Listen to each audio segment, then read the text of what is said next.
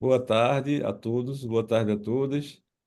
Estamos aqui reunidos mais uma vez para a reunião do grupo de pesquisa Constitucionalização das Relações Privadas, que tem a liderança do professor Paulo Lobo e é coliderado também pela professora Fabíola Lobo, professor Marcos Errar. O professor Marcos Errar está em trânsito, ele não vai poder participar, pelo menos a princípio, da reunião toda, mas deixou aqui um abraço, pediu para que eu conduzisse a reunião. E a nossa convidada de hoje é a doutora Andréa Galiza. Para que eu possa falar de Andréa Galiza, eu tenho que rasgar muitas sedas, porque ela é uma mulher que eu admiro muito, é uma profissional, né, com a qual eu tenho o prazer de trabalhar.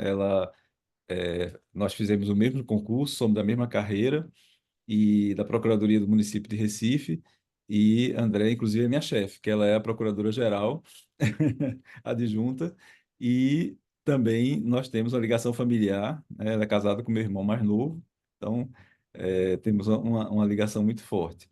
E a ideia, né, nossa ideia foi convidar a Andrea para que ela revisitasse o trabalho que a pesquisa que ela fez durante o seu mestrado, né? Que como ela estava afirmando há pouco, já está aí fazendo a maioridade. É um trabalho sobre a eficácia horizontal dos direitos fundamentais e um trabalho que, inclusive, eu já tinha dito a ela, sempre foi referência nas nossas aulas com o professor Paulo. Ele, quando tratava do tema, sempre fazia referência a esse trabalho de Andrea. E hoje, então, a ideia é que ela né, fez agora uma revisitação ao tema e vai trazer para a gente o que, né, enfim, eu acredito que uma grande contribuição. É, Depois que ela falar, eu estou como debatedor, mas, enfim, a gente vai trocar ideias e a gente faz aquele procedimento de sempre, né, professor? As pessoas se inscrevem no chat e depois, à medida que chegar ao final, o professor Paulo faz a fala final, não é isso? Então, pronto. Então, eu já vou aqui passar a Andrea para... Sim, temos um detalhe, né, Andrea? Ela vai... Andrea, faz o seguinte, quando for para compartilhar a tela, você avisa. Por enquanto, você já pode ir falando, a palavra é sua. Pronto. Minha gente, primeiro, boa tarde, né? A todas, todos. Quero dizer da minha imensa alegria e de como eu me sinto honrada de ter sido convidada aqui para participar com vocês do grupo de estudo. Eu tenho muita admiração, muito carinho pelo professor Paulo Lobo e muito respeito por tudo que o professor Paulo Lobo desenvolve academicamente. Ele sempre foi uma referência muito grande para mim do ponto de vista acadêmico. Tenho amigos aqui por quem eu particularmente tenho um carinho muito grande. E, enfim, para mim foi até, eu recebi até com uma certa surpresa, porque como eu estava comentando aqui no início, já faz tempo que eu estou afastada da atividade acadêmica, hoje eu desempenho mais uma função na área da operação do direito, vamos dizer assim, hoje na Procuradoria, inclusive, até mais uma atividade mais de gestão, digamos assim, de fazente do que de pensante, o que, de certa forma, foi um desafio para mim, para nesse corre-corre aí, né? Guto sabe muito bem o que é aí a gestão de uma procuradoria, no dia a dia, parar e introduzir um outro modo de pensamento para revisitar esse tema aí de muito tempo. E foi com muito prazer e com muita alegria que eu fiz isso, porque tem horas que a gente precisa realmente, alguém precisa puxar você, né? E no tranco você vai. Eu fiquei muito feliz, eu precisei reler o meu livro. Muita coisa do que eu tinha escrito, inclusive, eu nem me lembrava mais, por incrível que pareça, pelo tempo em que eu passei longe aqui da atividade acadêmica. E confesso a vocês que fiquei muito feliz de ler o que eu li.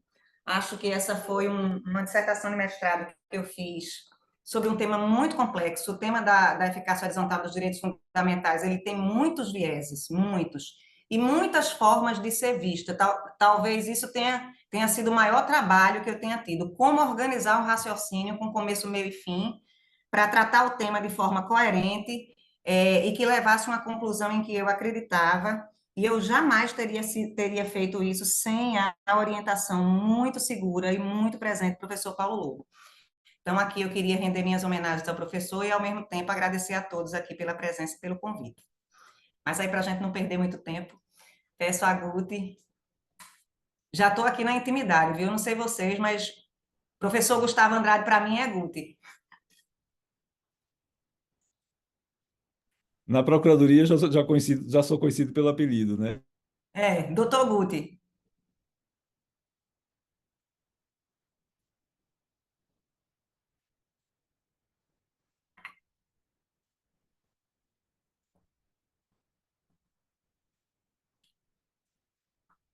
Bom, Vocês estão vendo, tá bem colocado aqui deixa só eu ver se.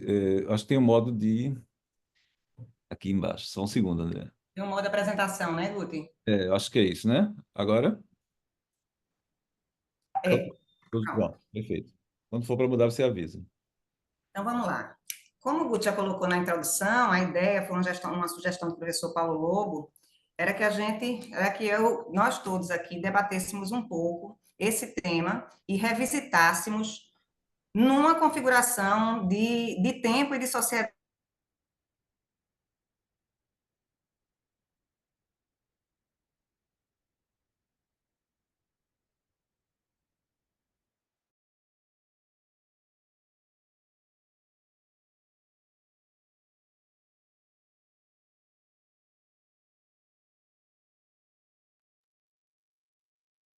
Para Eu mim, acho, ela congelou. ela acho que ela teve um problema no sinal.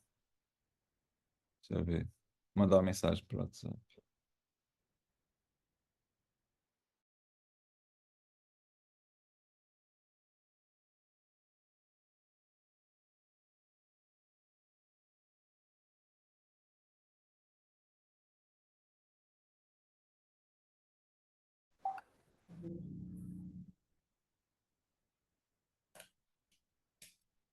Voltou. Isso. Acho que eu caí e voltei Foi. agora. Todos me ouvem? Sim, sim. Bom, pode passar, Guti. Não sei se todos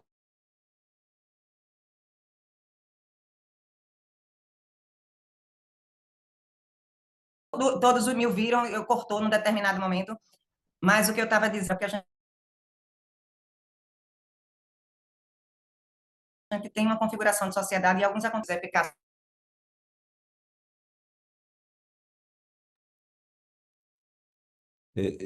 horizontal foram publicados aqui no Brasil.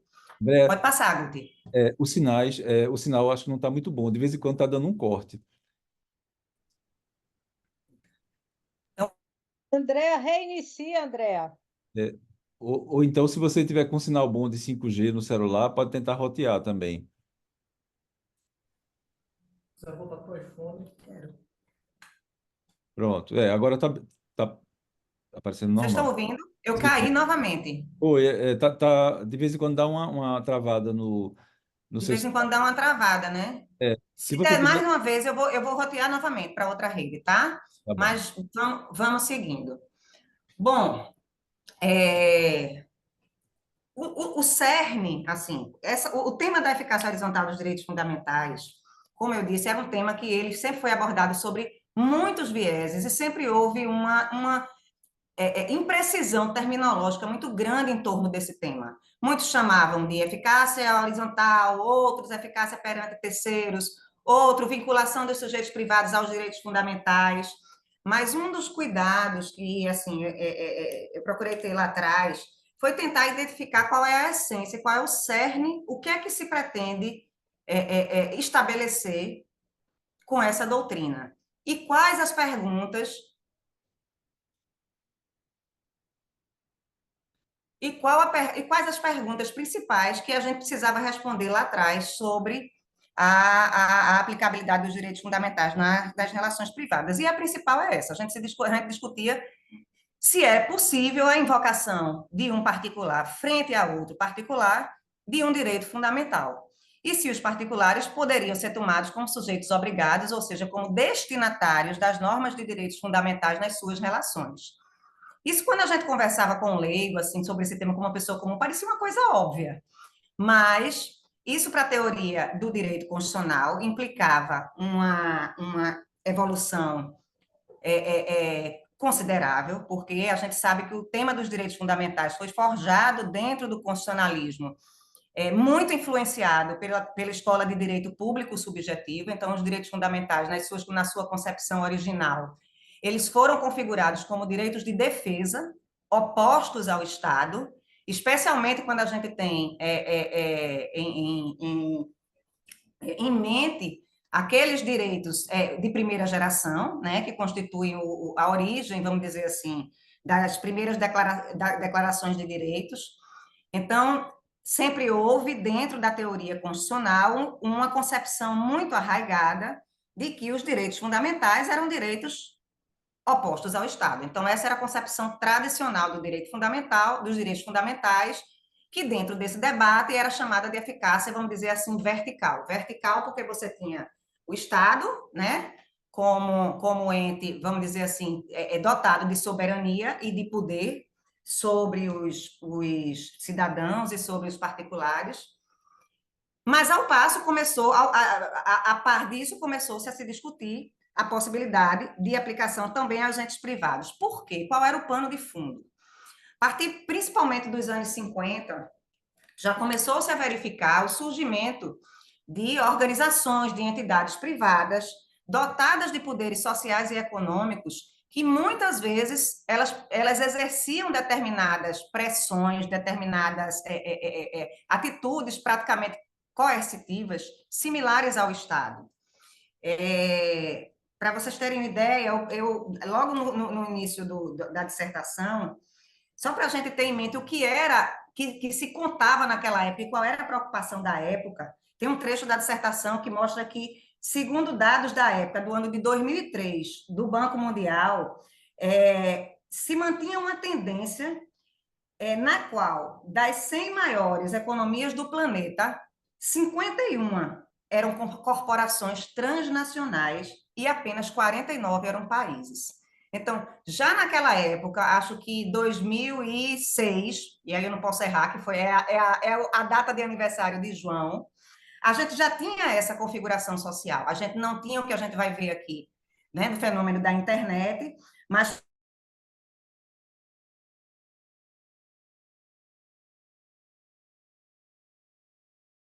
por exemplo, redes como Walmart, Toyota,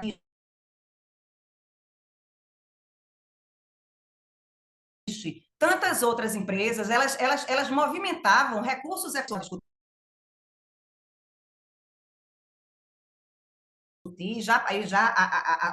Então, em torno disso, começou-se uma discussão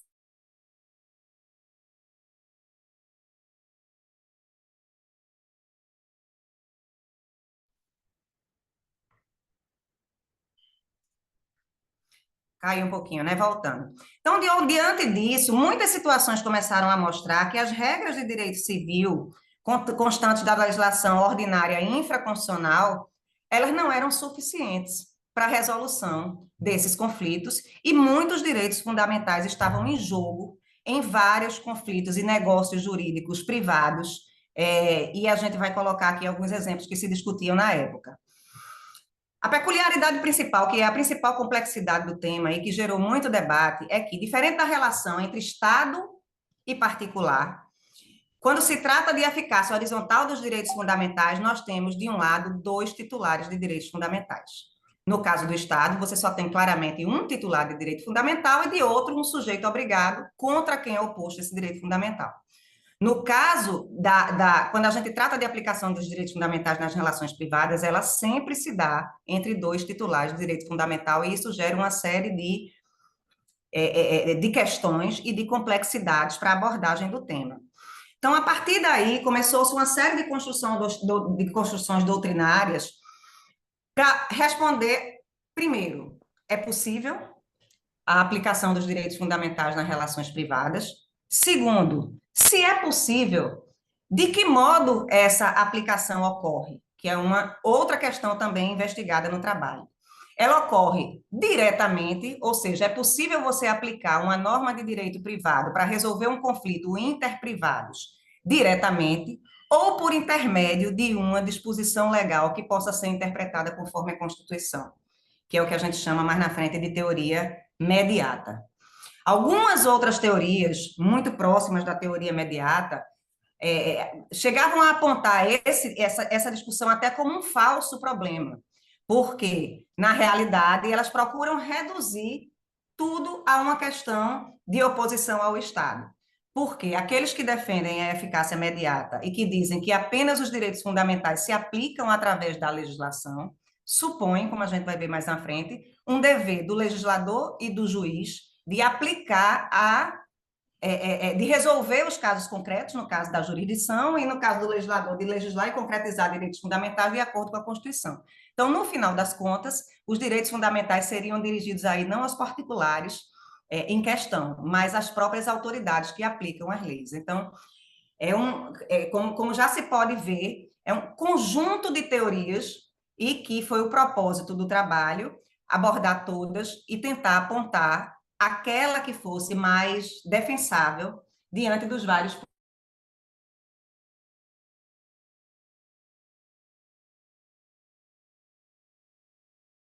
pontos de vista. Pode passar.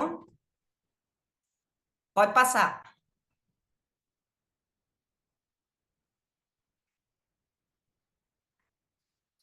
Bom, no debate já se aplicavam muitas críticas à aplicação dos direitos fundamentais nas relações privadas. Autores como vários autores, como Canários, Hesse, vários que no final das contas não acabavam negando, mas defendiam a eficácia apenas imediata, apontavam aí uma série de riscos, vamos dizer assim, quando se trata de aplicar direitos fundamentais nas relações privadas. A primeira é que isso seria uma coisa contrária à própria tradição e configuração histórica dos direitos fundamentais, que foram forjados para serem direitos opostos ao Estado, ou seja, da preservação de uma esfera de liberdade contra a soberania estatal, e que, por isso mesmo, se nós transpuséssemos essa doutrina para as relações de direito privado, o risco de aniquilação e de anulação da autonomia privada, que é esse princípio de liberdade que rege as relações contratuais privadas, corria o risco de ser muito comprometido e, por vezes, anulado. Uma outra crítica que se colocava era uma crítica acadêmica, né? Se dizia que o direito público iria colonizar o direito privado, era preciso preservar o direito privado e as regras próprias do direito privado em relação às relações que o direito privado regula, e o direito privado não poderia, assim, ser engolido pelo direito público. E essa seria uma consequência se todos os juízes passassem a aplicar diretamente as regras constitucionais às relações privadas. Uma outra crítica, que essa me parece talvez a mais importante, era de um risco para a própria democracia, de quando se aplica normas constitucionais diretamente, sem passar pelo crivo do legislador, especialmente do legislador privado, você comprometer esse poder de conformação que é dado, em última análise, pelo povo ao legislador, de forma democrática, para concretizar direitos fundamentais. Quer dizer, você transfere esse poder do legislativo para o judiciário, e aí com uma margem, né, era crítica muito grande de discricionalidade,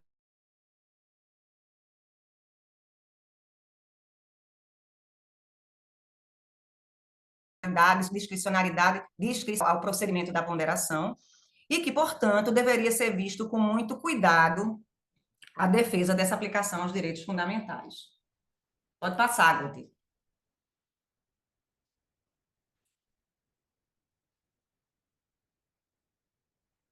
Eu trouxe aqui alguns exemplos, porque isso é importante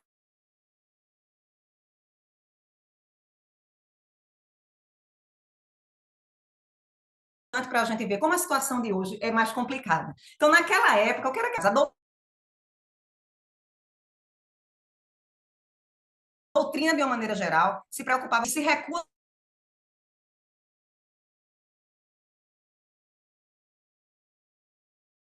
a receber crianças não batizadas, que Canários coloca. Podem os pais invocar a liberdade religiosa para assegurar a matrícula dos filhos no estabelecimento?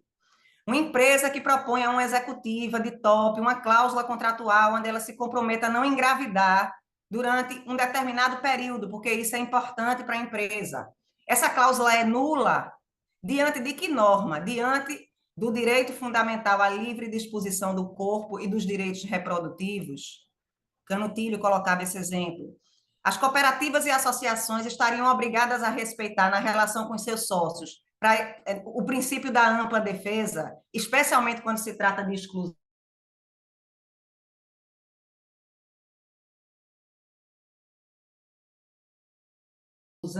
Tem um livrinho, esse livrinho aqui é ótimo, de Ingo, trata muito do tema, embora muito focado.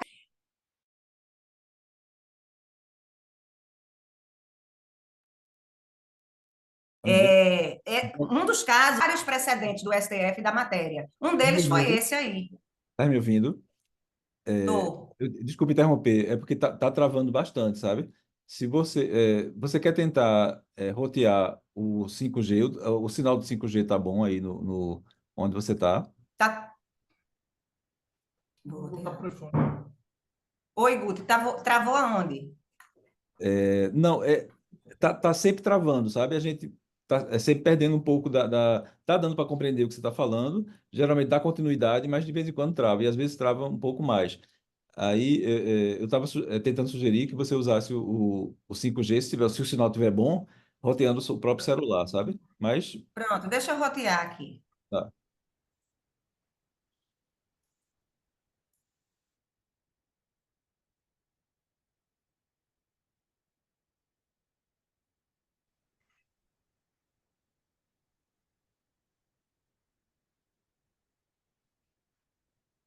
Tá no iPhone? Vamos tentar aqui com esse, Pronto. com roteando para ver se ele funciona, certo? Só para te dizer, você estava falando também de um livrinho sobre essa questão da exclusão nas cooperativas, né? Associações.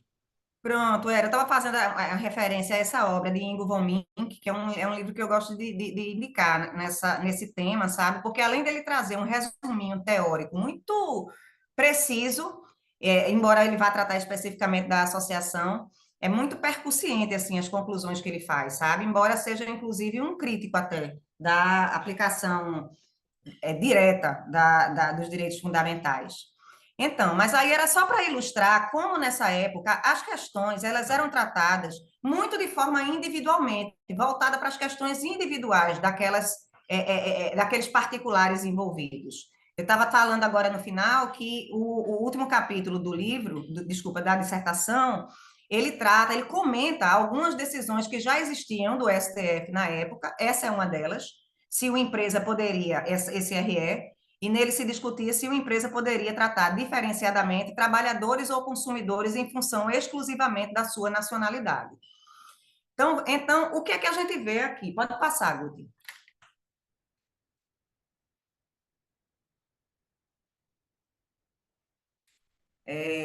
Primeiro que a coisa estava muito circunscrita aos conflitos que surgiam entre particulares específicos, empresas, pessoas, duas empresas, etc. Alguns cortes lá atrás já foram feitos nesse trabalho, que foram cortes epistemológicos que eu coloquei aqui porque talvez esteja na hora de começar a debater um especificamente, que é esse aí dos direitos, da aplicação dos direitos fundamentais de titularidade coletiva ou difusa classificados de terceira geração, certo? Então, assim, na dissertação, eu não abordei a questão da aplicação aos direitos prestacionais, a esses de terceira geração, que seriam os direitos difusos. Isso era um tema que ainda estava muito engatinhando em discussão na época, poucas pessoas ainda tratavam disso. O professor Daniel Sarmento chegou a tratar disso na dissertação dele de doutorado, mas ainda assim fazendo todas essas ressalvas de que o tema ainda estava engatinhando, então eu optei na minha dissertação de mestrado por não tratar especificamente disso. Alguns outros direitos que, pela natureza deles, já são opostos mesmo contra o Estado, que a gente sabe que são os direitos carcerários, nacionalidade, políticos, etc. Muito embora alguns direitos que sejam de liberdade, mas de exercício coletivo, como o direito de associação, por exemplo, tenham entrado na pesquisa. Pode passar, Guto.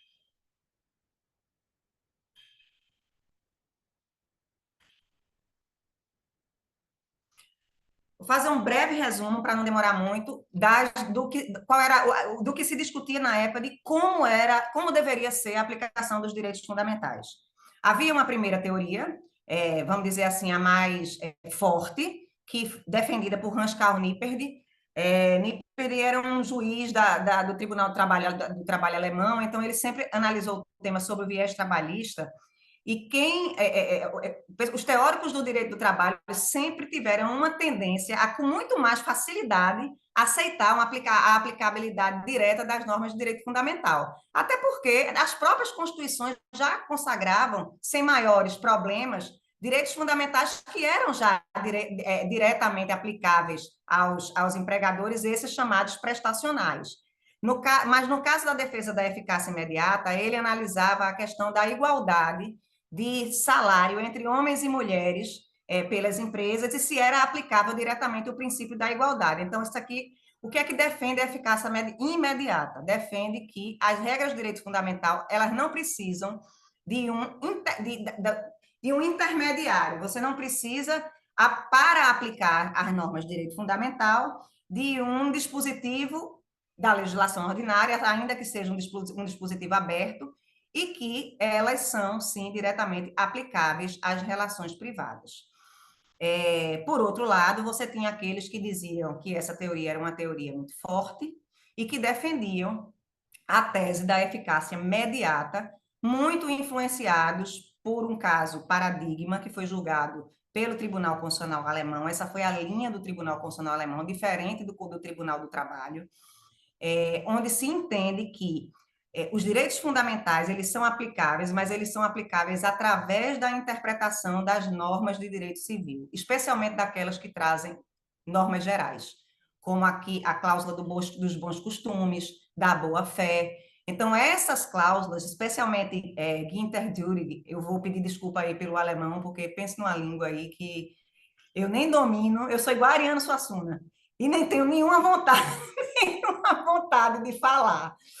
Mas, assim, eu vou chamar até pelo português, Durig, ele é o expoente, né, vamos dizer assim, doutrinário da teoria da eficácia imediata, e que diz que os direitos fundamentais são aplicáveis, sim, às relações privadas, no entanto, através do preenchimento daquelas cláusulas gerais de direito civil, e que devem ser interpretadas de acordo com os direitos fundamentais. Por outro lado, boa parte de quem defende uma eficácia imediata vê nos direitos fundamentais não uma dimensão subjetiva, mas uma dimensão objetiva, que tem a ver com a ideia da ordem objetiva de valores. Direitos fundamentais como ordem objetiva de valores, que irradiam os seus efeitos, daí uma outra terminologia para eficácia horizontal, eficácia irradiante, para todos os setores do ordenamento jurídico, incluindo o direito privado. Hesse também é um expoente que defendia a teoria da eficácia imediata. Como eu falei, isso veio muito influenciado pelo julgamento desse caso pelo Tribunal Constitucional Alemão, que foi o caso Luther. Erich Luther era o presidente do Clube de Imprensa de Hamburgo, e promoveu um boicote contra um filme na época, isso lá nos idos de 1950. O filme chamava Minha Amada Imortal, era de um diretor, um cineasta muito polêmico chamado Veit Harlen, e ele era acusado de fazer filmes nazistas. Então, assim, o diretor conseguiu que o tribunal ordinário suspendesse o boicote e Erich Luther recorreu e o Tribunal Constitucional Alemão entendeu que o tribunal ordinário feriu o direito de expressão, né? E quando aplicou a regra dos bons costumes, que é uma regra específica do BGV alemão, aplicou de forma a não considerar os direitos fundamentais. Então, esse caso foi um caso marco no debate do direito alemão, para se começar a entender que realmente há uma aplicação dos direitos fundamentais nas relações privadas, mas isso se dá de forma imediata.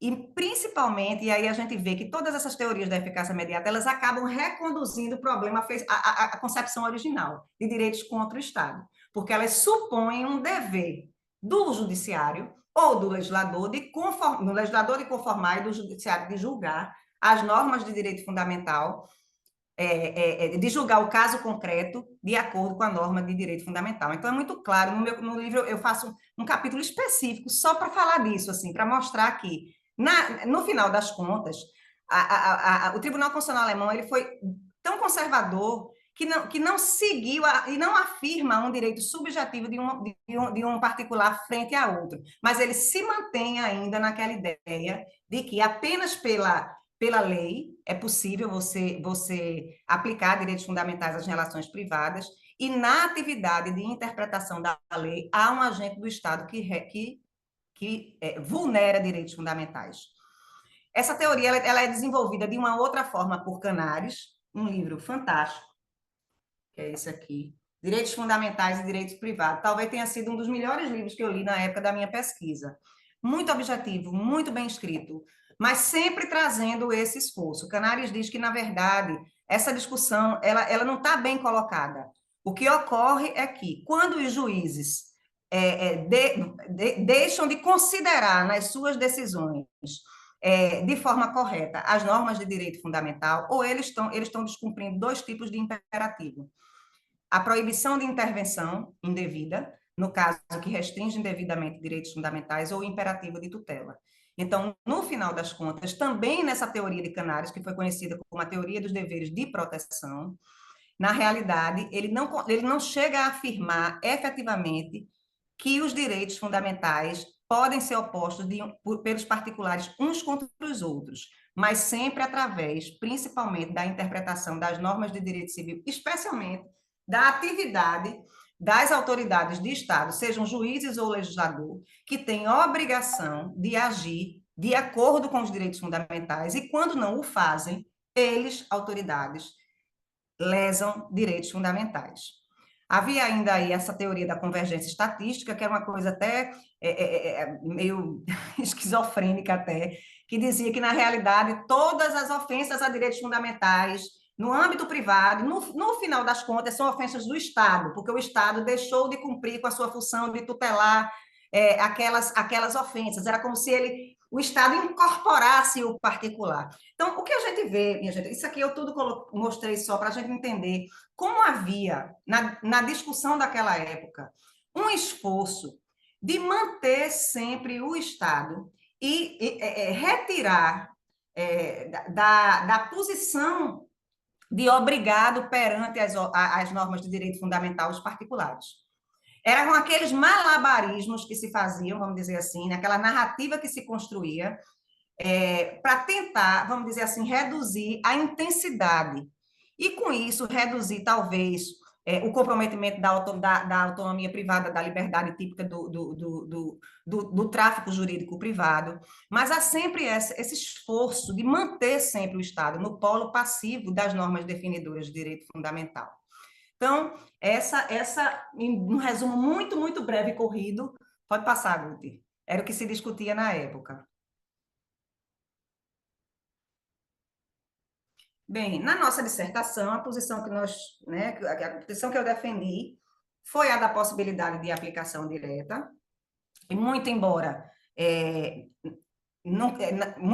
a legislação civil e infraconstitucional deva ser, sim, considerada relevante, havendo uma regra de direito civil que seja apta a reger o caso, até pelo respeito ao princípio democrático e do legislador, né, indúbio pro legislatório, ela deveria ser aplicada, mas que isso não impede a aplicação direta, tá certo? Na dissertação, a gente defende também que essa aplicação direta, ela não tem uma discricionariedade desenfreada e incontrolável, porque, no final das contas, quando você vai aplicar diretamente direitos fundamentais, como você tem dois titulares, sempre você vai ter um caso de colisão, tanto que o título da minha dissertação é Colisão entre Direitos Fundamentais nas Relações Privadas, e sempre de um lado você vai ter a autonomia privada de alguém, né? E do outro você vai ter um direito fundamental que é vulnerado por determinadas posições, cláusulas contratuais ou atitudes decorrentes dessa autonomia privada. Então, assim, o procedimento, né, assim, para se resolver essa questão desses conflitos é a ponderação, E aí eu tento contornar as críticas, dizendo que, embora num procedimento de ponderação não haja uma única resposta correta, mas você pode construir determinadas precedências prima facie, que vão orientar a jurisdição na aplicação e na resolução desses conflitos, e que com isso é possível, inclusive, criar jurisprudência. Por que é que, no meu trabalho, eu defendi que essas teorias que reduzem o problema da eficácia horizontal à ação dos órgãos jurisdicionais e do legislador, elas não resolvem? Primeiro, por uma questão lógica. O judiciário só pode aferir a existência de uma ofensa a direitos fundamentais e julgar na medida em que esses, de alguma maneira, vinculam os particulares. Então, ela não, essa teoria dos deveres de poder, de proteção, ela não responde à questão principal. Ora, é aplicável ou não é aplicável à relação privada? Uma cláusula contratual, ela pode ser examinada à luz de um direito fundamental ou não. Então, assim, na realidade, o juiz só aplica um direito fundamental quando julga um caso, se os direitos fundamentais forem aplicáveis às relações privadas. E, além disso, e aí já pela linha da state action, que eu vou falar bem rapidinho, assim, a gente tem no direito, isso tudo que eu falei é uma coisa, é a forma como a teoria se desenvolveu na Alemanha. Nos Estados Unidos, também já se discutiu isso pela via da state action, que era até mais radical diante da cultura americana, em relação à aplicação desses direitos das relações privadas. Então, nos Estados Unidos havia a cultura de que os direitos fundamentais só seriam aplicáveis ao Estado, e instrumentalizados através do state action, e a flexibilização dessa teoria, especialmente a partir dos anos 30, de discussões já de questões racistas, especialmente diante do ativismo da Suprema Corte, para tentar resolver questões de ofensa aos direitos dos negros americanos, começou-se a flexibilizar essa teoria para entender que algumas ações privadas, se fossem similares àquelas do Estado, essas sim poderiam ser controladas à luz das normas de direitos fundamentais. Seja porque se desempenham uma função pública, seja porque são similares. Então, vejam que todas essas teorias, elas tentam, no final das contas, reconduzir o problema ao esquema clássico de direitos contra o Estado. E aí, diferentemente de quem defendia, como eu optei por esse caminho, de defender uma aplicação direta, sim, de direitos fundamentais, não absoluta, claro, você não vai desconsiderar a prerrogativa do legislador, e isso, inclusive, tem que contar como um peso, sempre que você for considerar se é constitucional ou se é inconstitucional uma disposição de direito civil à luz do direito fundamental, tem que jogar sempre a favor da constitucionalidade o princípio de que aquela norma foi estabelecida pelo legislador democrático, então, indúbio pro legislatório, mas isso não significa que não se possa reputar inconstitucional e se aplicar diretamente direitos fundamentais nas relações privadas. Pode passar, Guto.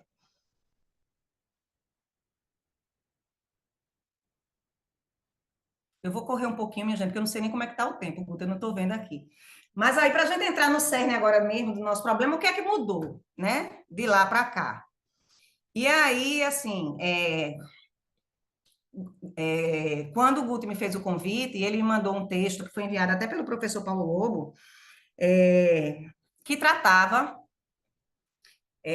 de uma necessidade de rediscussão da teoria da eficácia dos direitos fundamentais e talvez até de uma superação da própria nomenclatura. Não se falaria mais em teoria horizontal dos direitos fundamentais, mas numa teoria diagonal dos direitos fundamentais. Mas a defesa da necessidade de que isso fosse revisitado tem muito a ver com o sistema social e o modus vivendi nosso que decorre do surgimento da internet, dessas grandes empresas de informação, e que hoje representam um poder substancialmente diferente daqueles poderes que eram o pano de fundo para essa discussão lá atrás. Esse é o ponto que eu acho que que nos incita a revisitar o tema, não necessariamente descartar as conclusões e o que foi construído, mas a revisitar. Então, veja, hoje, diferente de lá atrás, nós temos o surgimento de empresas que elas são capazes de lesar, e isso aí é uma intuição que eu tive logo na hora que eu vi. Não um sujeito só, mas toda uma coletividade. A importância da internet hoje, né, para a vida das pessoas, para o modus vivendi, ela implica na própria efetivação de uma série de direitos que sem ela talvez não seja possível. Ou seja, primeiro hoje você tem, pode passar, Guti.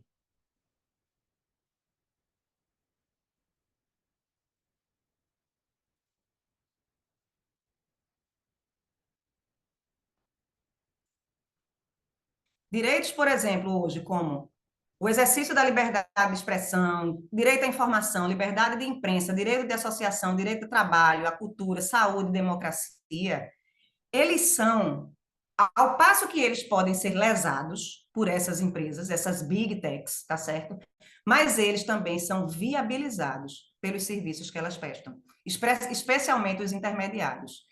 Então, a gente tem corporações hoje cujos poderes e os riscos são muito maiores para os direitos fundamentais, porque muitos desses direitos fundamentais dependem da existência do bom funcionamento e do correto funcionamento é, desses intermediários que a gente chama, né? As redes sociais, Google, Facebook, enfim, tantos outros que a gente está acostumado aí a lidar no nosso dia a dia. Pode passar, Guti.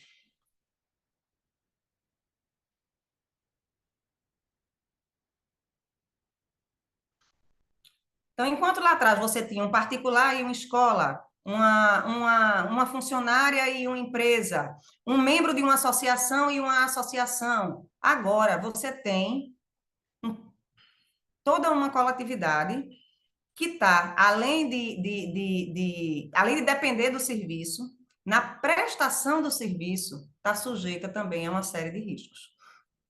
E os riscos todos conhecem. Ataque à honra e à privacidade pelo uso da internet, cyberbullying, fake news, intolerância religiosa, etc. Então, veja, existe esse duplo caráter desses agentes hoje dentro da sociedade digital. São empresas que viabilizam e são empresas que vulneram, ao mesmo tempo, direitos fundamentais. E isso é uma coisa que não se levava em conta lá atrás. Além disso, e diante dessa configuração peculiar, já está se falando até na possibilidade de criação de novos direitos, direitos que são específicos e que fazem sentido a partir do uso da internet, que é o próprio direito de acesso à rede. A questão dos excluídos digitais é uma coisa bem séria, né? A gente sabe disso. O direito ao esquecimento digital diante da amplitude da possibilidade de se lesar, né, a honra, a imagem das pessoas de forma exponencial da internet, o direito à neutralidade informacional diante da fake news, condução de determinadas informações de forma tendenciosa, já se fala em direito à neutralidade informacional, direito à proteção de dados. Numa conversa com o Guti até, ele me deu notícia agora de que agora em 2022 a gente já tem um dispositivo constitucional protegendo dados. Direito à estabilidade, segurança e funcionalidade da rede, está aqui nós falando e caindo, né? Nós estamos falando aqui e caindo, tal, e muita gente depende de um funcionamento eficiente da rede para poder trabalhar, para poder ensinar. Preservação da natureza participativa da rede, quer dizer, quem decide quem participa e quem não participa, né? A gente vai ver na frente, são os próprios provedores. Por quê? Porque eles estabelecem os famosos termos de uso, regras da comunidade, e é com base nesses termos de uso, que muitas vezes são controlados até por inteligências artificiais, são eles que identificam qual é a postagem, que é ofensiva, que não é ofensiva, que está de acordo ou não, e já retiram aquela postagem lá da plataforma. Neurodireitos e autodeterminação informacional. Isso é uma coisa assim que eu coloquei porque foi até bom. Recentemente eu fui rever, eu vou até colocar para vocês aqui, 2 documentários que eu acredito que muita gente aqui já viu, que é o Dilema das Redes e Privacidade Hackeada. Não sei se vocês viram, mas assim, é impressionante assim, o nível de manipulação que se tem E quando eu falo de neurodireito aqui, eu não sei se tem alguém que está trabalhando com neurodireito, eu não estou nem falando daqueles instrumentos que são implantados para monitorar as funções cerebrais, que a gente já tem isso das pessoas. Eu estou falando aqui da própria rede mesmo, das políticas de engajamento do Instagram, do Facebook, e da forma como isso atinge principalmente as crianças e adolescentes. Eles têm sistemas de predição de comportamento que são, assim, ultra sofisticados a partir da forma e das interações e dos dados que todos nós que usamos colocamos à disposição dessas pessoas. Então, assim, daí que Pode passar, Guti.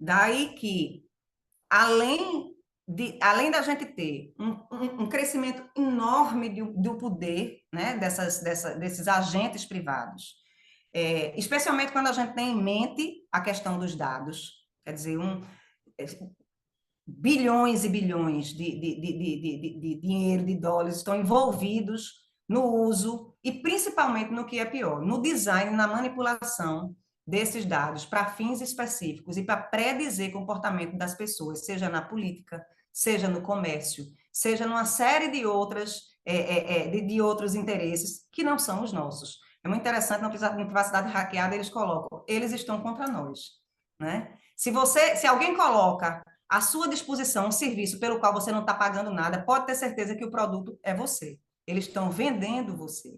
Então, assim, hoje é esse nível de risco a que nós estamos expostos diante de uma dificuldade enorme de controle por conta dessas peculiaridades de funcionamento da rede. Como se sabe, a rede tem um caráter mundial, né? Para que a rede funcione, ela precisa funcionar com padrões que são mundialmente compartilhados, faz parte da própria natureza da rede, tá certo? E isso traz um grande desafio para a afirmação da própria teoria constitucional. Hoje, diferente daquela época, onde se tinha aquele esforço de preservar na mão do Estado, na figura do Estado, melhor dizendo, o único ente que é capaz de vulnerar direitos fundamentais, o que a gente vê hoje é que os próprios Estados nacionais, Estados, estão enfraquecidos no exercício da sua própria soberania diante desse caráter mundial de funcionamento da rede. Então, por exemplo, não é simples, né? Guto pode até trazer depois alguns exemplos, para que você, na esfera da responsabilidade civil, por exemplo, queira responsabilizar um servidor de internet com base em uma legislação nacional, porque sempre vem o argumento de que aquele conflito específico pode gerar um outro problema em face do outro usuário que vai ser retirado e que se encontra submetido a uma outra legislação nacional. Tanto que é muito interessante isso, eu estava conversando até com o Gustavo, quando a internet foi criada lá atrás, tem uma carta, inclusive uma carta que foi dirigida ao Fórum de Davos, em 1996, por um ativista, onde ele diz, veja, a internet não é de vocês, Estados. A internet é um ambiente de liberdade e que deve ser colocado à margem dos Estados. Não é um ambiente em que caiba a participação estatal. Fiquem vocês com as suas soberanias. Nós, criadores dessa rede mundial de compartilhamento, temos como princípio a liberdade. Nós nos autorregulamos, isso lá atrás, em 1996. A internet lá atrás era diferente do que é a internet hoje. E hoje em dia você tem aí o grande desafio desse movimento, que foi o texto que eu pedi para a Guti distribuir, do constitucionalismo digital, que é justamente a teoria constitucional que vem fazer um contraponto a essa ideia de que todas as relações na internet estão à margem das constituições nacionais e que elas devem e podem ser reterritorializadas. Não é uma coisa simples, porque a gente sabe que esses conflitos todos, muitos deles, são resolvidos por organismos internacionais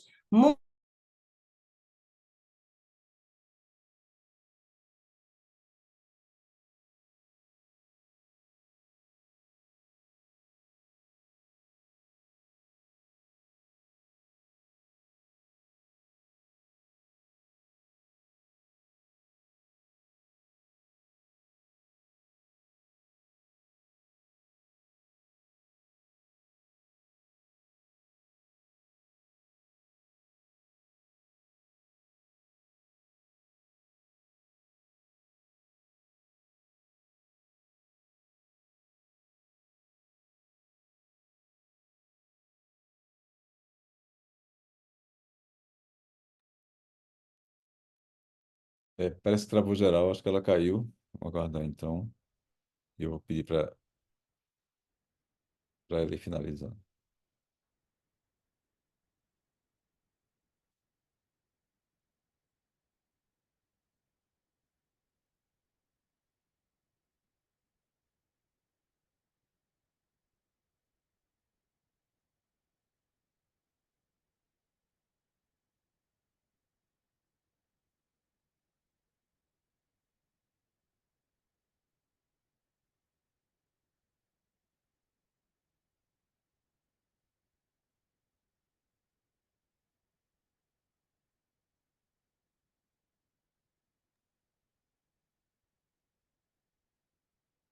Gustavo, talvez você tenha que fazer a sua intervenção, depois, se for o caso, a Andréas complementa, no final, quando ela conseguir resolver o problema. Tá certo, professor. Vamos lá então. Eu vou tirar o compartilhamento da tela. É, só um segundo. Isso.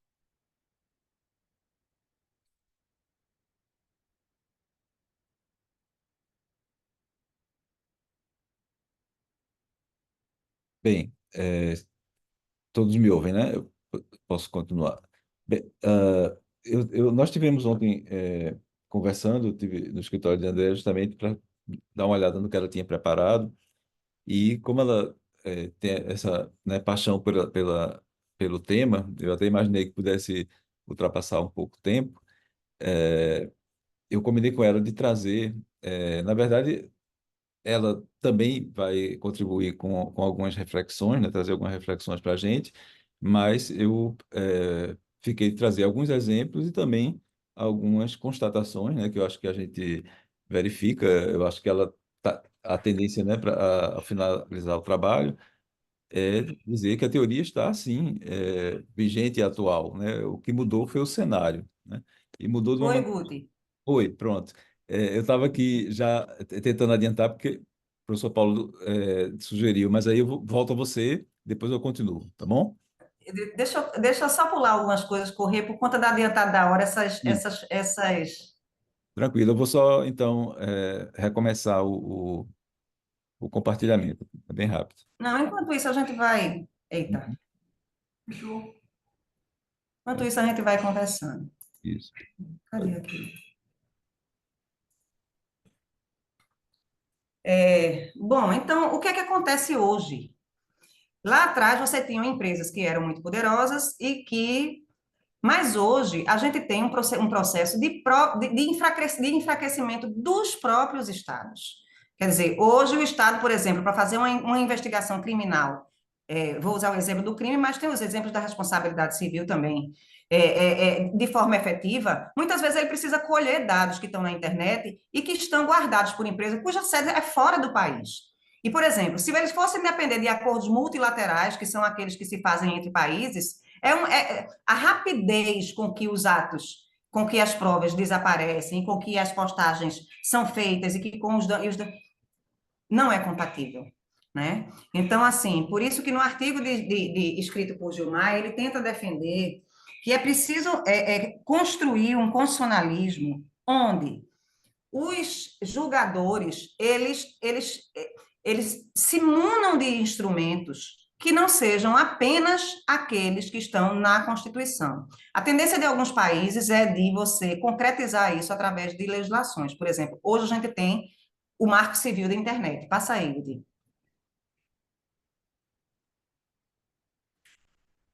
Que são leis, que é uma lei infraconstitucional, alguns estados estão seguindo para isso, e que estão trazendo o reconhecimento de direitos que sequer estão esculpidos na própria Constituição. Vejam que coisas interessantes, que coisa interessante. A gente pode até tentar derivar esses direitos do que está na Constituição, mas são direitos reconhecidos na legislação civil e que, de certa forma, inverte aquilo que era a preocupação lá atrás das teorias da eficácia imediata e imediata. Alguns autores dizem que esses dispositivos eles têm natureza protoconstitucional, pré-constitucional. Eles estão na legislação ordinária, mas eles têm natureza de verdadeiros reconhecimentos de direitos fundamentais. Então, veja que aqui nós temos a lei reconhecendo e invertendo um pouco toda aquela narrativa e aquela preocupação de fazer valer a Constituição, não obstante, independente da legislação ordinária. Então, aí, alguns deles, né? Você vê, tanto que garantem o funcionamento da internet, como o reconhecimento da escala mundial da rede e a sua finalidade social. Passa aí, Vicky.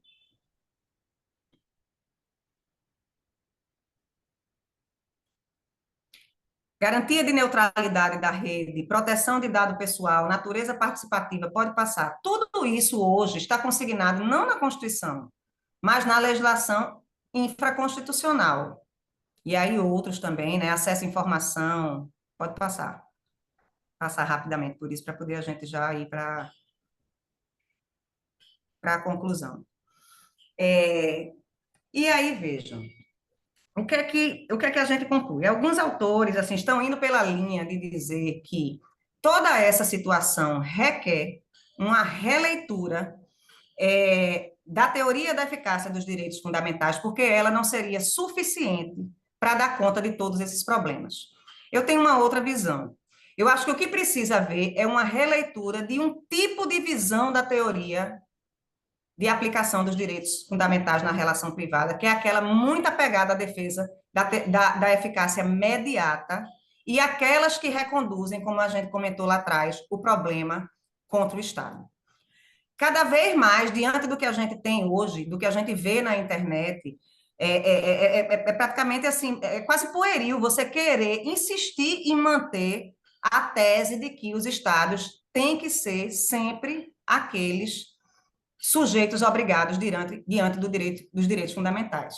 Você pode até argumentar, através da state action, que essas grandes corporações elas teriam similaridade com o Estado, porque aí eu corri um pouquinho, mas elas têm uma característica que a gente pode até chamar de quase-estados, porque elas legislam, elas editam os termos de uso, além delas legislarem, elas julgam os conflitos, porque são elas que decidem através dos seus comitês, e nem sempre isso vai para alguns outros comitês de fora das grandes corporações, né? Os conflitos que surgem na internet, e ao mesmo tempo executam, né? Assim, várias atividades que são indispensáveis para os usuários no exercício dos seus direitos fundamentais. Então, aquilo que é muito caro para a doutrina constitucional, né, de separação de poderes, você não tem. Você tem um sujeito que julga, que coloca as regras, que são os termos de uso, que são as regras de governança da internet,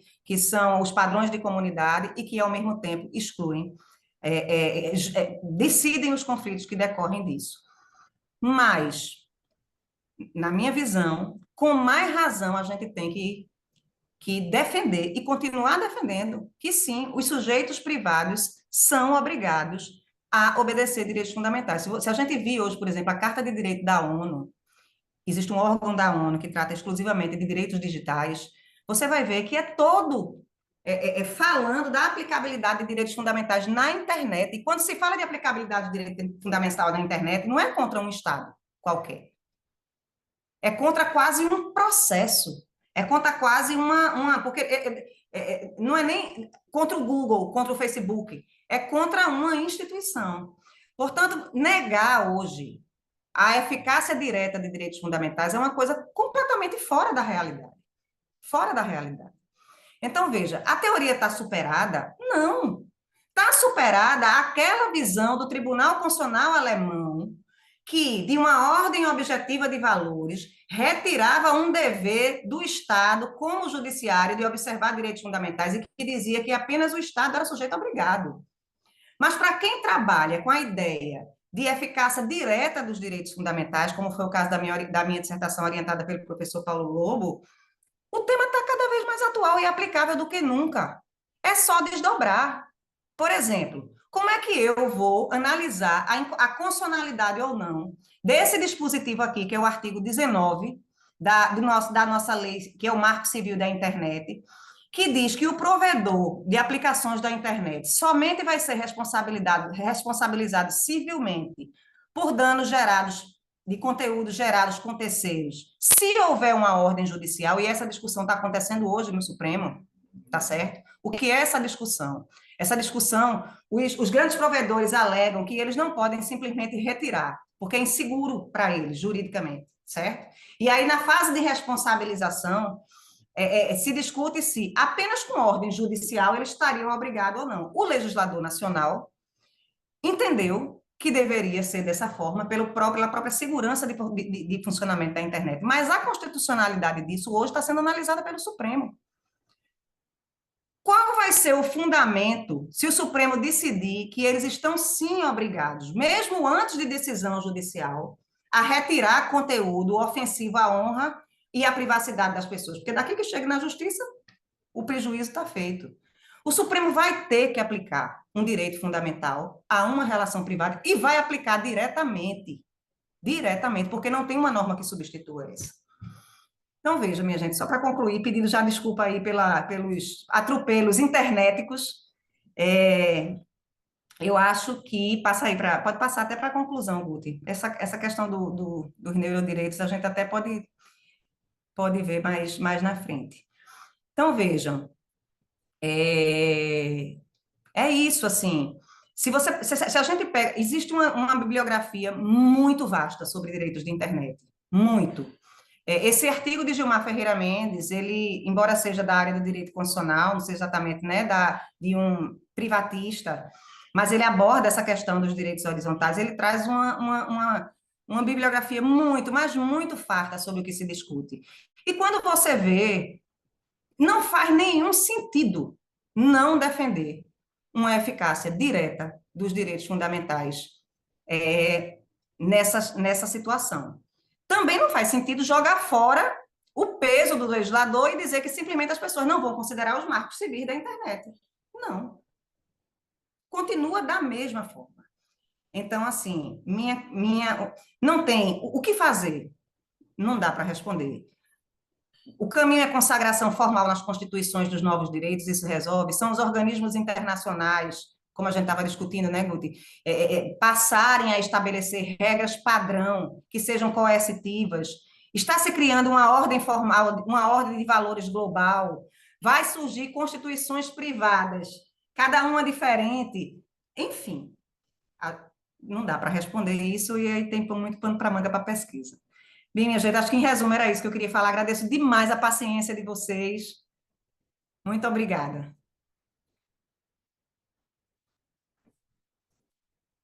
Andréa, em nome do grupo, eu só tenho a lhe parabenizar. Eu estava um pouco preocupado com o tempo, mas a gente, vendo você falar, o tempo até passa rápido, né? E você realmente cumpriu o papel né, a que você se propôs de fazer essa revisitação. Foi muito importante fazer o apanhado geral e trazer para esse cenário, né, esse cenário atual. Eu vou falar aqui, professor, bem resumidamente, para que o senhor possa falar também. Se alguém quiser também se inscrever, fique à vontade. E o que eu havia, como eu estava dizendo, conversado com a André, né, essas reflexões que ela trouxe, a teoria ela continua enfim, atual, né? A questão aí é a mudança do cenário, um cenário que deixa, né, todos nós perplexos, né, com o que vem acontecendo, né? E aí alguns autores, né, como por exemplo, levantam questões importantes, como Schreiber, que aponta a questão relacionada até a inadequação de se falar cada vez, né, mais na dicotomia entre direito público e privado, já que tudo, né, direitos da personalidade, democracia e os direitos, os aspectos da nossa vida, de uma forma geral, se transformaram em dados, são administrados por uma empresa com finalidade de lucros, e essa é a realidade, né? Com relação à questão dos países, esse tema que a Andrea trouxe por último, o problema da extraterritorialidade também, eu não sei, a gente até conversou ontem, mas talvez os blocos de países, né, como eles se uniram, né, em prol da economia também, pode ser uma solução para manter uma unidade nessas questões relacionadas também aos direitos fundamentais. Mas eu quero trazer aqui um caso, né, que a gente tinha inclusive falado sobre outros casos, outros exemplos, mas aí ontem, quando eu cheguei em casa, já que nós conversamos sobre esse tema, recebo eu uma desses seres, né, que nos ouvem e nos mostram os temas, seja para comprar, ou seja para ler os algoritmos, né? Eles me mandam, né? Chega a mim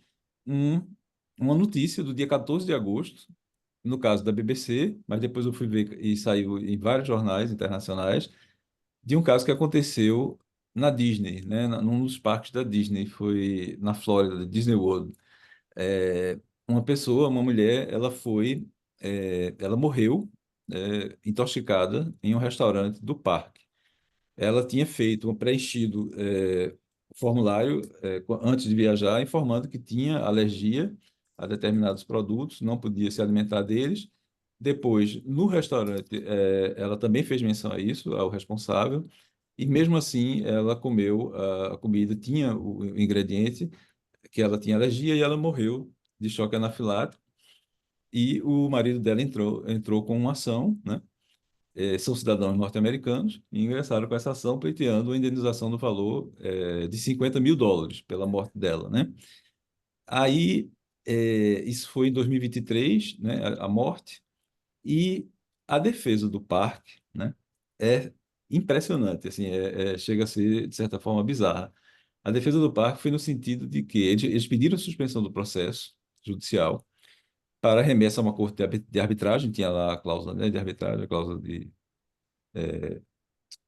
esqueci agora o nome técnico, e com base, né, nos fundamentos dos termos de uso do serviço de streaming da Disney, que se chama Disney Plus, ou seja, sua esposa morreu, né, em um dos nossos parques que vocês estavam visitando, mas em 2019, né, a morte ocorreu em 2023, em 2019 você fez um experimento, você pediu para ficar como assinante provisório do nosso serviço de streaming e neste momento você assinou, enfim, né, concordou com os termos de uso, e os termos de uso, ele prevê que os casos, né, oriundos de responsabilidade civil seriam resolvidos através da arbitragem, né? E assim, é um afastamento mesmo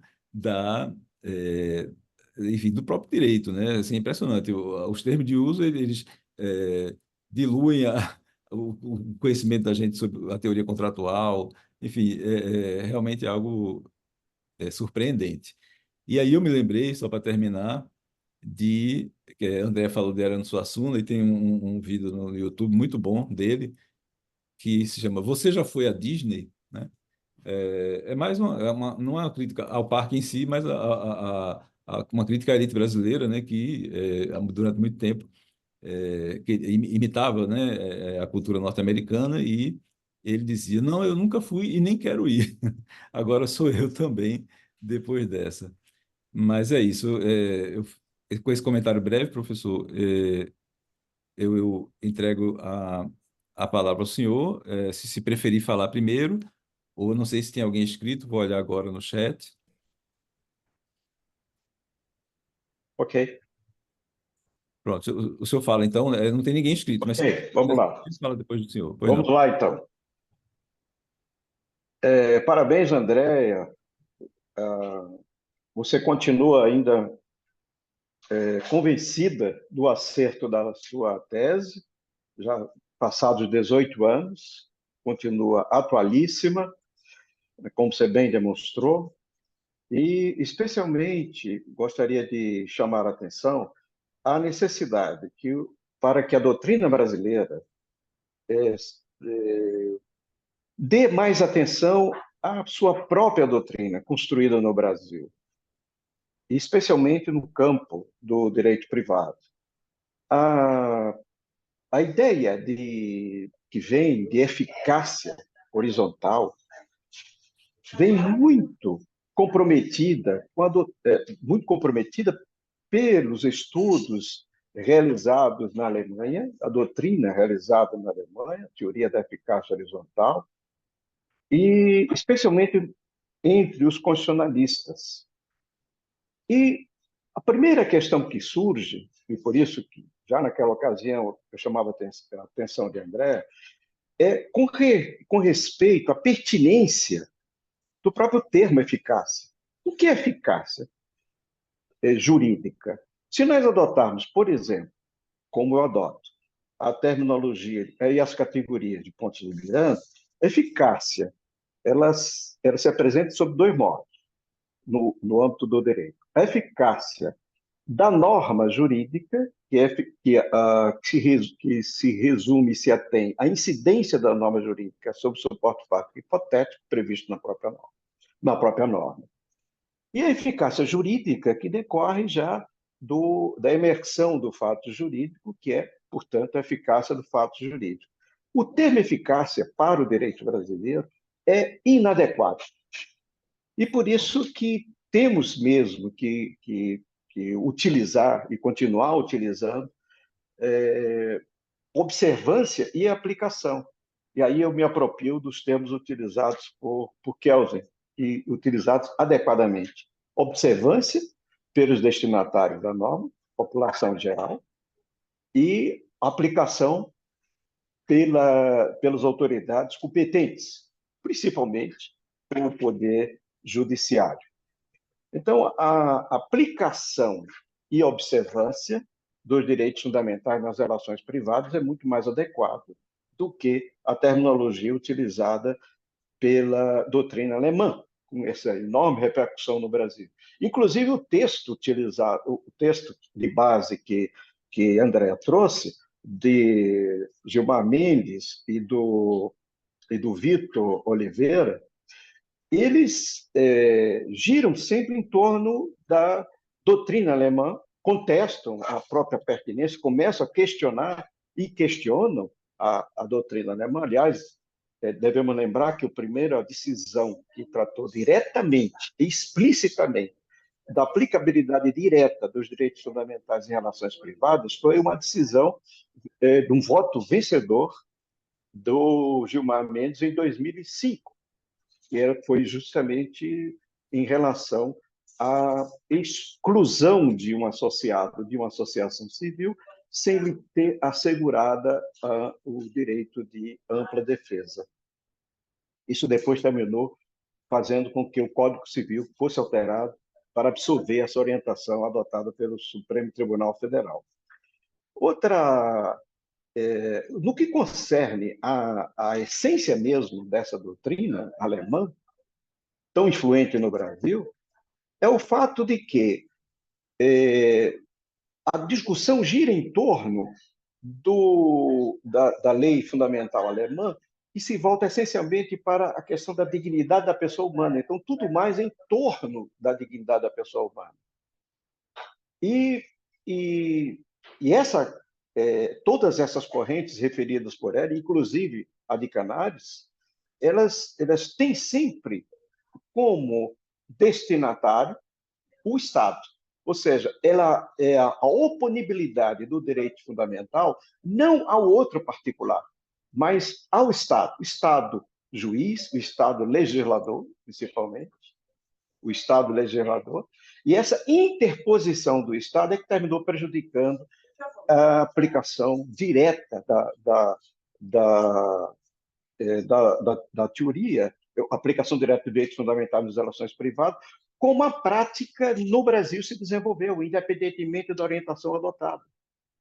É assim que os nossos tribunais têm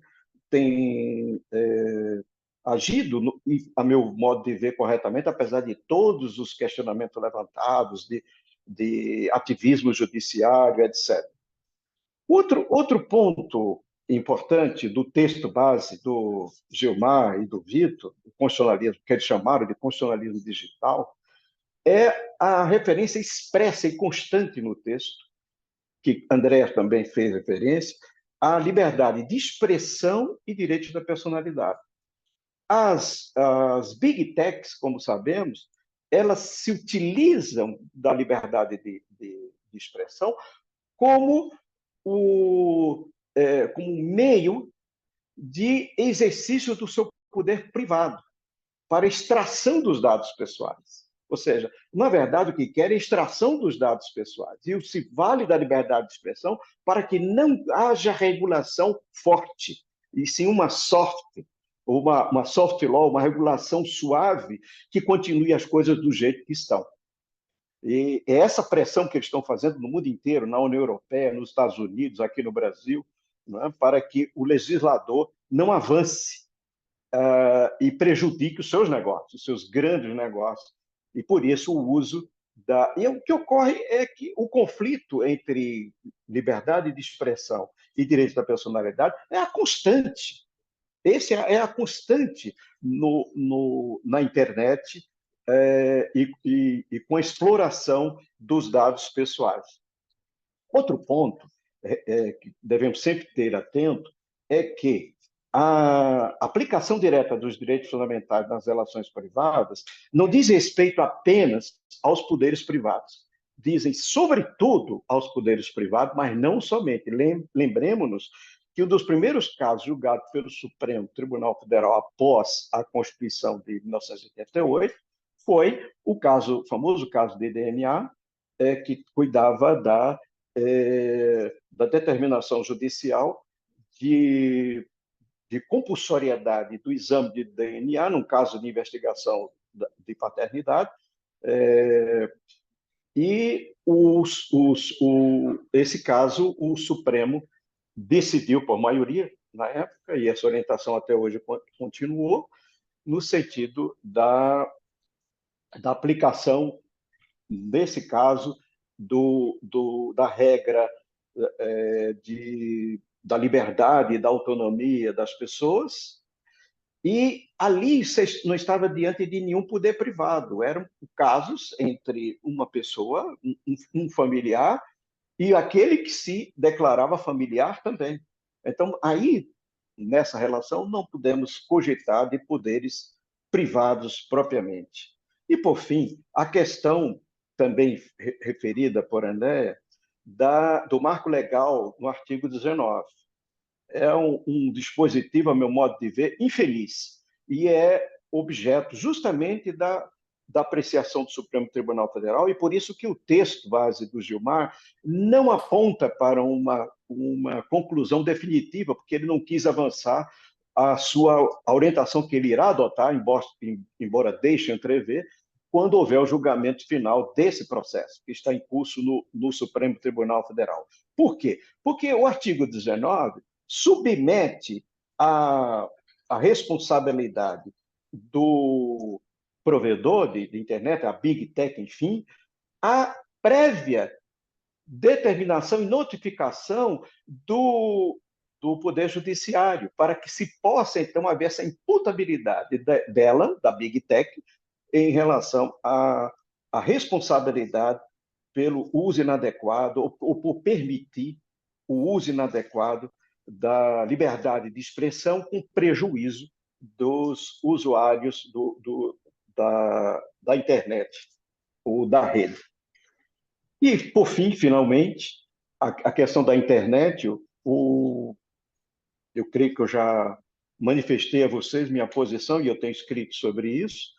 Cada vez mais me convenço que a internet ela se enquadra no conceito de bens comuns.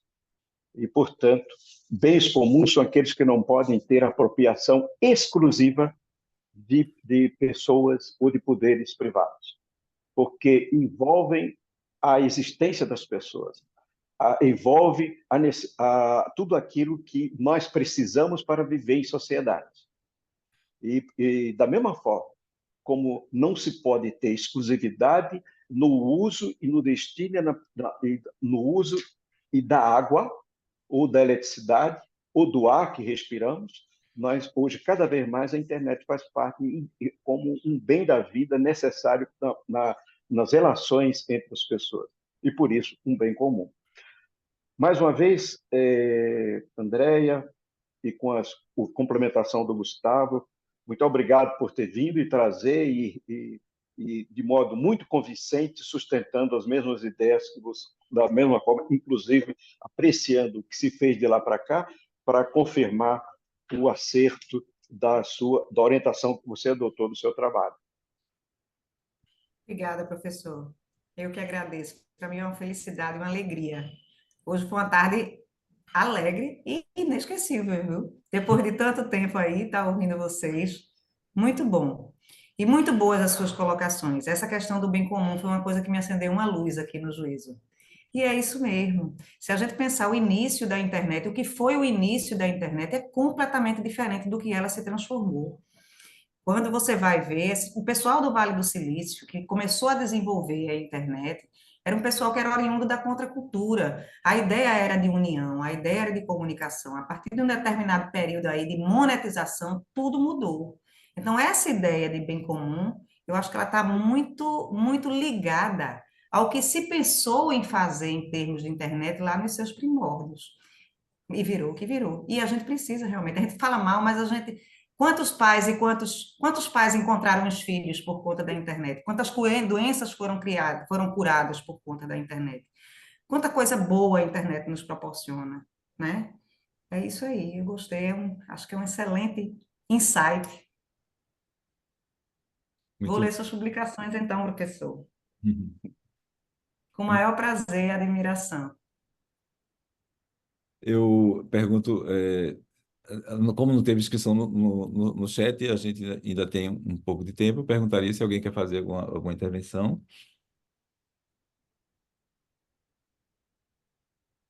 ou algum comentário, enfim, fiquem à vontade. Eu vou pedir licença, Gustavo, Pois não. porque assim, o tema de Andrea me encantou demais, Andrea. Eu tenho uma afinidade com o tema que você apresentou. O professor Paulo, a professora Fabíola sabem disso. Gustavo também, que acompanhou, né, na época, as nossas discussões. Foi o meu referencial teórico na minha dissertação. E já peguei na minha dissertação algumas vezes nessa época, ao longo desse tempo, e não conseguia desenvolvê-la, né? Até conversei com a professora Fabíola um dia desse, ela me dando algumas sugestões, mas hoje você acendeu uma luz assim para mim, né? Eu acho que não é à toa que eu estou aqui. Eu adorei a sua disposição, a sua assertividade, a objetividade, a sua clareza e revivi, né? Toda eu adoro essa teoria. Para mim é uma teoria que ainda nunca imaginei assim que ela pudesse ser trabalhada hoje com tanta força, né, com tanta expressão nesse mundo digital, nas relações virtuais. Essas relações virtuais particulares também nossas, né? Então você acendeu aqui, eu acho que eu vou precisar do seu contato a partir de hoje, tá? Se me permitir, para trocar umas figurinhas com você e quem sabe até Claro, a hora que você quiser. é, isso, quem sabe até voltar a estudar nesse assunto especificamente, quem sabe até reviver, porque tudo pode ser revivido, né? Você trouxe aqui justamente isso, a teoria dos direitos fundamentais aplicada nas relações particulares, mas dentro de um novo espaço também, É. né? E E eu trazendo anotei outros aqui as discutores. sugestões do professor Paulo Lobo, e eu sinto falta também, viu, professor, nesse meu trabalho, de Ponte de Miranda. O senhor falou, e por incrível que pareça, eu estava relendo o meu livro, porque eu tive que reler muita coisa. E tem um trechinho lá onde eu trato exatamente dessa coisa, se é adequado o termo eficácia, e aí me parece, e eu coloco lá que talvez fosse mais adequado tratar de âmbito de validade, que é uma coisa diferente. Qual é o âmbito de validade das normas de direito fundamental? Quem são os direitos obrigados? E eu acho que isso é e aí eu meio que fujo do tema, porque se eu fosse enveredar por aí, meu negócio ia ser muito grande e tal, mas que eu abro um pouquinho para aprofundar mais na frente. Eu sinto falta disso. Eu fiquei muito presa nessa minha dissertação, não podia deixar de ser, que eu acho, porque esse era o tema. E era isso que se produzia, e eu acho que a gente tinha que enfrentar mesmo essa doutrina toda alemã, mas assim, eu me vali muito de doutrinas espanhola. Tem um livro de um colombiano que é maravilhoso, que é esse aqui, Eficácia dos Direitos Fundamentais entre Particulares. Ele ainda insiste em eficácia, mas assim, eu acho que o termo aplicabilidade é um termo que eu usei muito, sabe, professor, no livro, mas assim, eu me ressenti, eu gostaria muito de revisitar esse tema à luz dos autores nacionais, assim, os nossos autores antigos, eu acho que tem muito pano para manga para isso. E é como o senhor diz, nunca se deixou de aplicar direitos fundamentais aqui nas relações privadas, nunca. Sempre, talvez não com essa construção doutrinária, né, que meio que se importou de lá para cá, acho que muito pela figura de Gilmar mesmo. Mas é isso.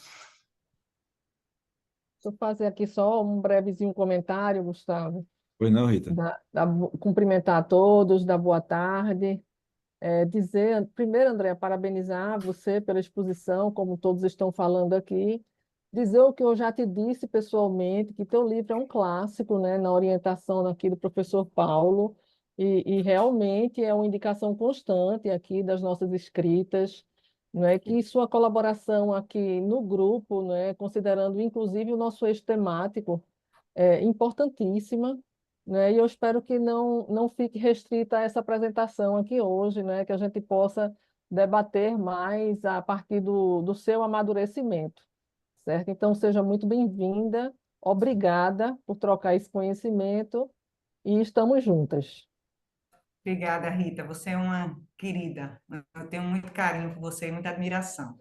E vai ser professora de João, meu filho, aquele que estava na barriga, professor, quando eu defendi a tese. Olha aí. E Rita, ela está no programa de pós-graduação da Unicap, né, trabalhando, inclusive, também questões relacionadas aos neurodireitos, né, Rita? Isso, na linha de cidadania digital, né? Certamente um dia você será convidada também para a gente explorar aí, né, esse Obrigada, seu Rita. Eu vou com muito conhecimento. prazer. Eu fiquei muito curiosa em tratar do tema. Andréa, eu queria aproveitar também um espacinho aqui para lhe cumprimentar e dizer que eu adoro lhe ouvir, lhe ler. Oh, E para mim, assim, eu consegui, não é, realmente abrir uma brecha hoje, que era um dia que estava muito difícil para mim, porque você é um privilégio. oh, Rita, obrigada. Não sei nem o que dizer. Privilégio é estar aqui com vocês. Um beijo, querida. Um beijo, meu amor. Pronto, pessoal, alguém mais quer a palavra? Senão eu encerro a gravação, a gente pode ficar num momento mais à vontade. Posso encerrar então, professor? Sim. Ok. Só um segundo.